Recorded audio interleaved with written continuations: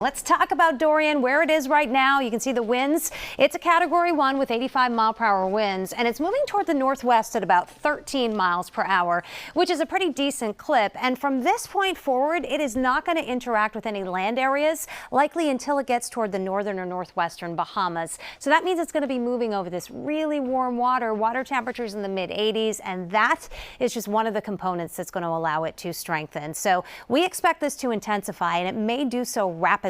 Could be a Category 4 in strength by the time it makes its way toward the Bahamas and eventually Florida. But the timing is slowing it down a little bit, and this is critical because the center may actually not cross land until sometime on Labor Day now. So that doesn't mean Sunday is going to be great. The effects of this are going to start to be felt on the Florida peninsula, likely on Sunday in terms of the wind and the rainfall as well. So here's a look at the track. You can see how it goes from Category 1 strength to a Category 3 by tomorrow morning. That's that rapid intensification we're talking about. And then it continues to maintain that Category 3 strength here through Saturday morning as it is approaching the waters here east of the Bahamas, strengthening more into a Category 4 as it makes its way toward the Bahamas. And then this location right here, Category 4 off the east coast of Florida, at 8 o'clock on Monday morning. That is Labor Day. So the center again may actually not cross and make a landfall till the daylight hours of Labor Day on Monday. But look at this cone. I mean, we're talking about from anywhere from the coast of Georgia all the way down to the southern peninsula of Florida as a potential area of landfall. So that is why we are talking about the entire coast of Florida, the east coast of Florida, really starting to take preparations and precautions as this approaches. These are our computer models, and you can see the spread in them.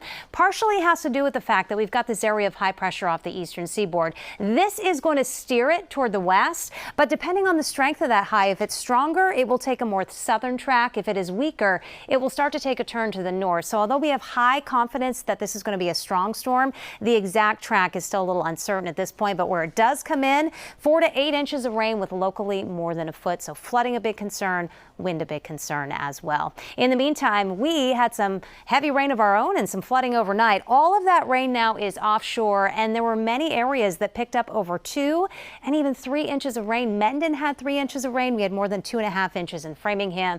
A good soaking here through the overnight. The front that brought that rain is now shifting offshore, and high pressure is building in with drier air. Look at the dew points in the 50s to the west. That is going to work on in here with this northwesterly wind. So by this evening, you're going to notice more comfortable feel to the air. We've got a blue sky over Boston right now. It is 79 degrees. That dew point still in the lower 60s, but that northerly wind drawing in the drier air. Temperature already in the lower 80s in Bedford and Norwood, low 70s on the Cape, and that's where we'll stay coolest today. Looks great for your afternoon plans with sunshine, staying clear heading into the evening. Patriots are playing tonight down at Gillette in a preseason game. If you're tailgating, looks warm. Kickoff temperature in the mid 70s, falling back into the upper 50s and lower 60s tonight. And as we get into your Friday, it's mostly sunny and it is warm. Look at these high temperatures tomorrow. Mid, even a few upper 80s with a southwesterly wind ahead of this front. This front will bring in cooler air as we head into Saturday, and as it comes on by, there might be just enough moisture for 1 or 2 stray little showers to come on through tomorrow evening.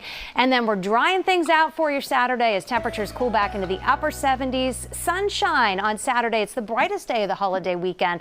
More clouds on Sunday, but I think showers hold off until Sunday night or Labor Day on Monday. Don't expect heavy rain, but if you have outdoor plans on Monday, be ready for at least a few showers to move on through.